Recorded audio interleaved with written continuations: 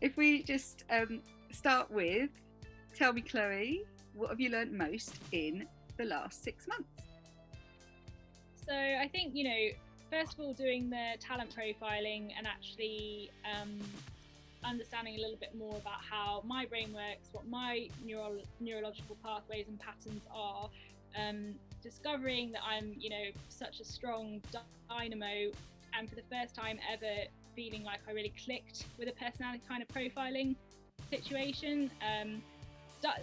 Seeing that on paper actually explained a lot of things, like learning even just the basics, like learning that I've always been classed as an extrovert. Like I'm actually not. I'm like bang on that middle, introvert, extrovert. So being able to honour the introvert side of me and take the time for myself that I need, instead of always being giving in that extrovert space, that's been a huge thing. Learning a little bit more about my brain chemistry and how I need to reward myself a bit more and slow down a bit so that you can then speed up.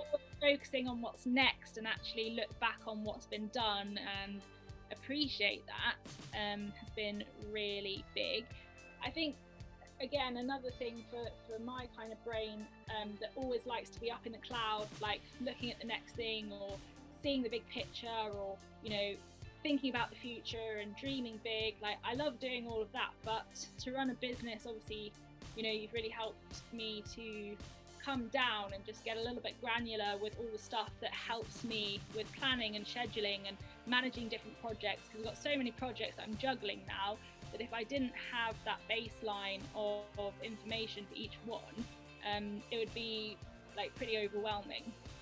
And that granular level was perhaps one of the biggest challenges for you, wasn't it? Was getting to the point where that became normal.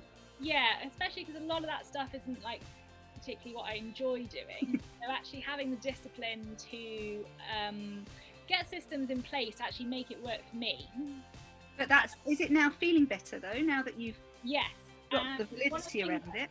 Absolutely love that you've introduced me to is these ideas of the open loops list. So my brain is constantly whirring unless I take control of it, and so having an outlet where anything that's going on in my head that's taking up space and taking up memory, I can just get down on paper in like various forms and know that these are things that I can action right now, these are things that are for the future, these are things that are bothering me that I need to let go of. Having that kind of head empty on a regular basis has helped me massively to give my brain a bit of a rest at times. And has that, in terms of what that's done to your work, obviously these aren't things that you would have done naturally, but they're things you've built in now, but do you feel it's benefited you in terms of your productivity? Well, I mean, clearly it has. I mean, you only have to look at where I started even at the beginning of this year in summer to where I am now. Like obviously there's still plenty of room for growth, and it's quite a painful process, but even if you just look in the last few months, how much more productive I am with all the different project files, all the different contacts.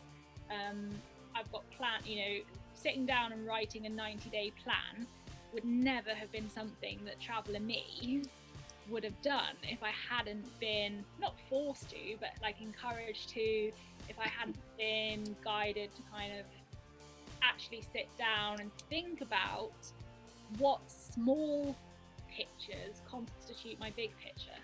Yeah, because you're a big picture thinker.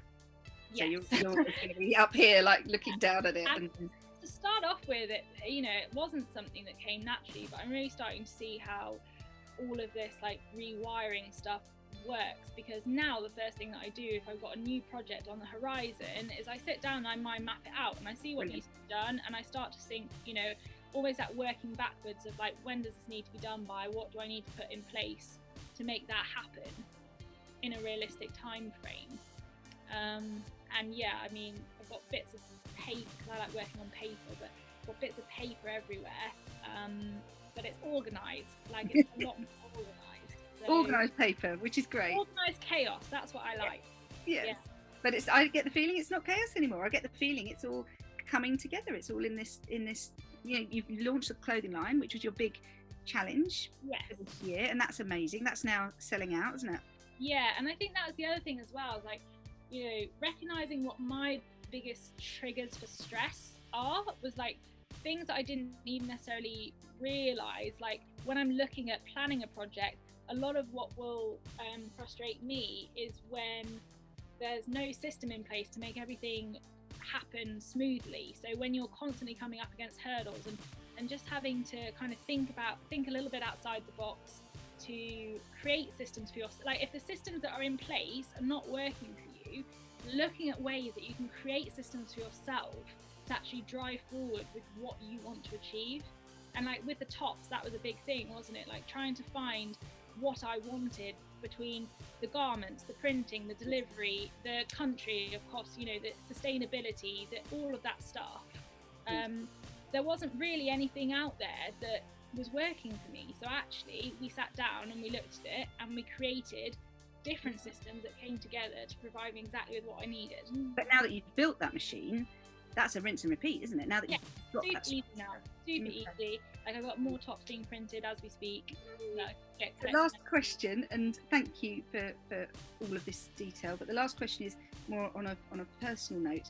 Obviously it's not just been the business systems, there's been some closed eye processes, there's been some digging into things that perhaps would have held you back, which you didn't know necessarily that were there. How has that affected your business, digging into the personal side alongside business?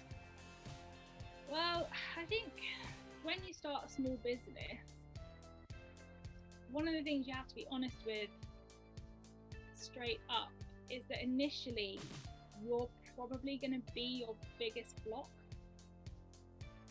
It's fine to blame systems, it's fine to blame logistics, it's fine to blame, you know, whatever's going on, but ultimately you're probably going to self-sabotage in some way, whether you recognize it or not.